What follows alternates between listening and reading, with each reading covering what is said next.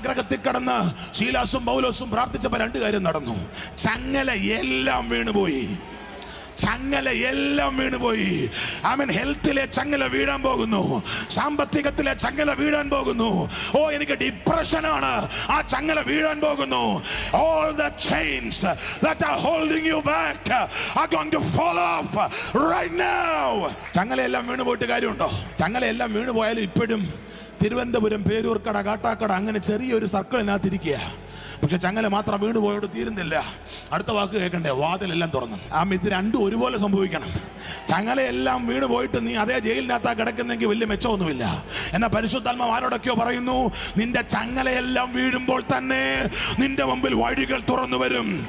നിന്റെ മുമ്പിൽ വഴികൾ തുറന്നു വരും. നിന്റെ മുമ്പിൽ വഴികൾ തുറന്നു വരും. പരിശുദ്ധാത്മാവ് ആരോടോ ദൂത് പറയുന്നു, ഒരു വാതിലല്ല, ഏതെല്ലാം വാതിൽ നിന്റെ മുമ്പിൽ അടഞ്ഞോ, യേശുവിന്റെ നാമത്തിൽ the set time has come.